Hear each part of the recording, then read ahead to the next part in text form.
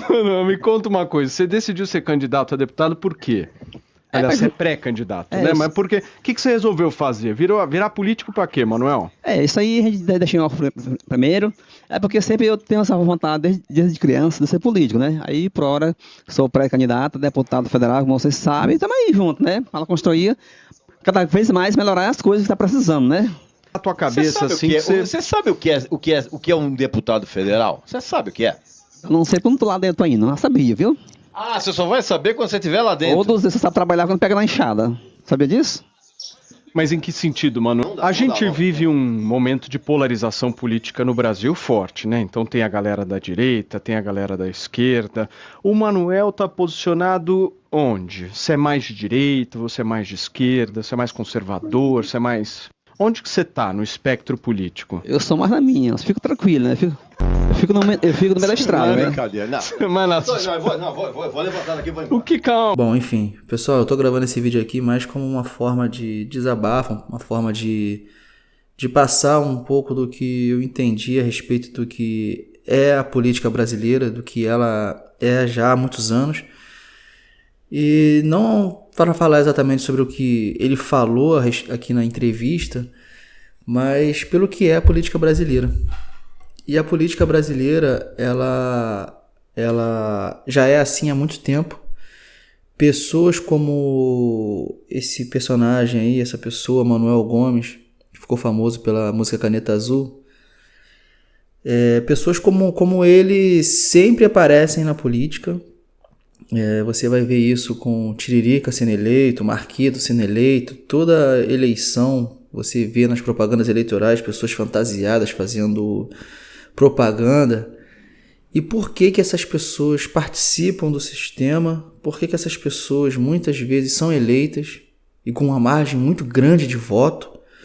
Por que que isso acontece e como que funciona a partir disso? Então eu queria gravar esse vídeo mais para poder tentar explicar para vocês como funciona o sistema eleitoral brasileiro, né? E explicar o porquê que pessoas como Manuel Gomes, elas se candidatam e muitas das vezes elas se elegem com uma quantidade de voto muito grande. O partido, primeira coisa que a gente tem que entender é que o partido político ele não está preocupado com a qualidade do candidato que entra no partido deles, né? O partido político está preocupado com a quantidade de voto que essa gente recebe no dia da eleição. Por que que isso acontece? Porque no Brasil existe um sistema chamado Sistema Proporcional de Lista Aberta, que acontece nas eleições do Legislativo, né? Para vereador, deputado. Desde 2020 começou a valer essa lei, que acabou a coligação não existe mais, então o mais votado do partido que entra, esse sistema de coligação entre vários partidos acabou no legislativo, não na eleição majoritária. Na eleição majoritária continua a coligação. Então o mais votado do partido entra. Então como é que funciona isso? Existe esse sistema proporcional de lista aberta, existe um quociente eleitoral que precisa ser batido.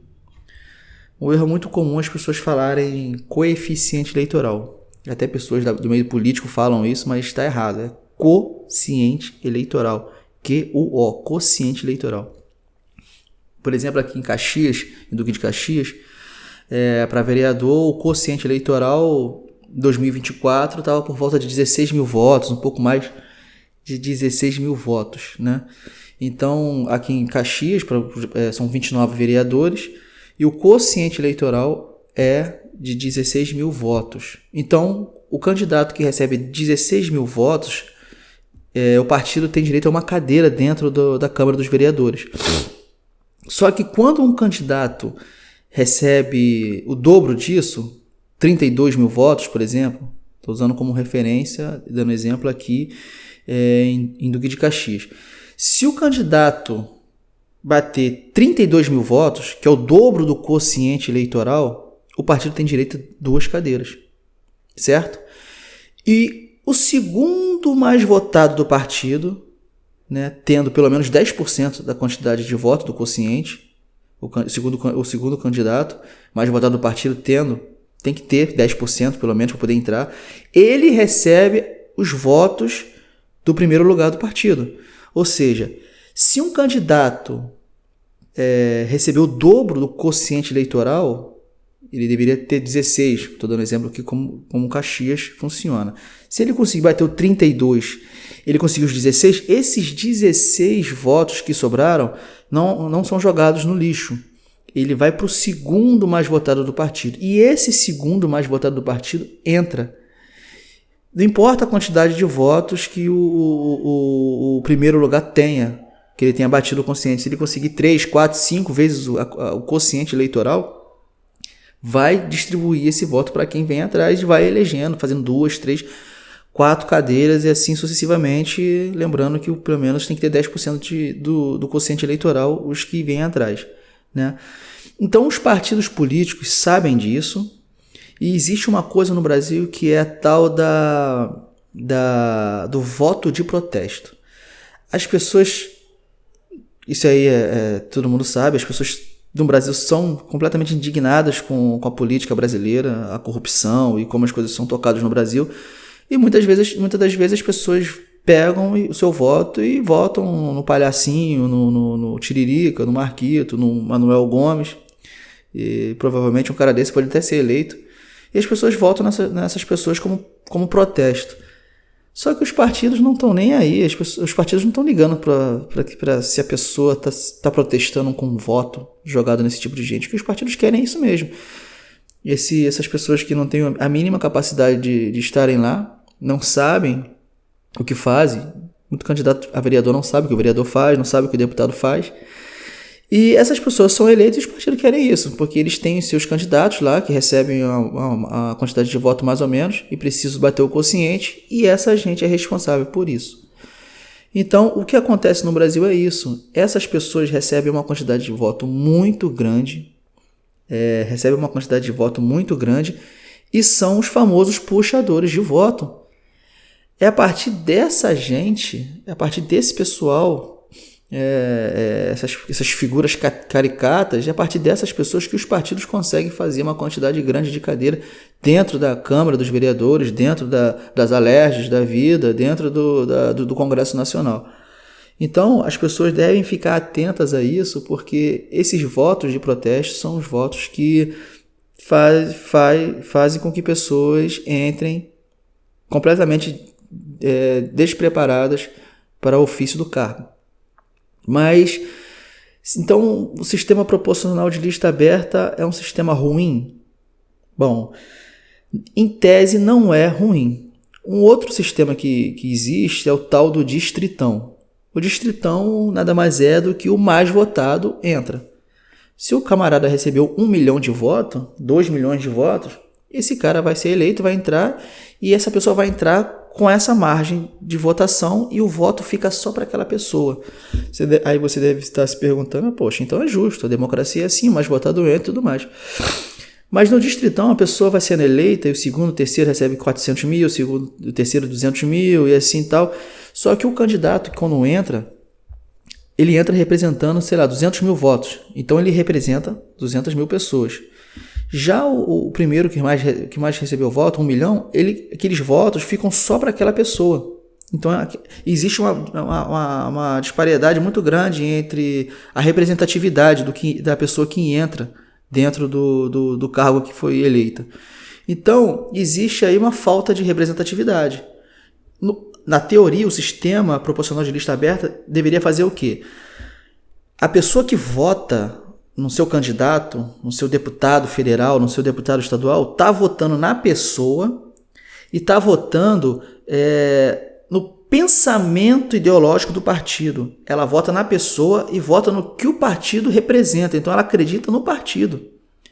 Então, a pessoa quando vota num personagem como o João Gomes, está votando nele e no que o partido representa, porque se ele não for eleito, ou se ele for eleito com uma quantidade muito grande de voto, a pessoa subsequente vai ser eleita e vai receber a quantidade de voto que sobrou. Então você vai estar elegendo aquela pessoa que você vota, que você acredita, e acreditando que a pessoa recebendo muito voto, a segunda, que a terceira que entre, vai representar aquilo que você acredita. Então o voto ele não se perde.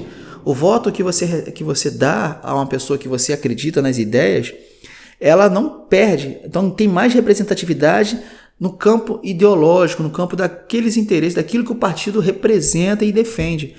No Brasil são muitos partidos políticos, mas infelizmente poucos partidos têm representatividade, representam ideias, representam valores.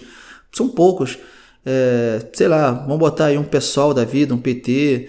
Eu não quero entrar aqui no mérito de se é bom ou se é ruim, eu não quero fazer juízo desses valores, se o PSOL, o PCdoB, se o PL do Bolsonaro é bom ou ruim, não é isso. Estou dando um exemplo que esses partidos pelo menos têm um encaixe ideológico, e a pessoa que vota no PSOL, ela sabe que se um cara receber muito voto lá dentro, quem vier depois dele vai representar aquilo que ela acredita.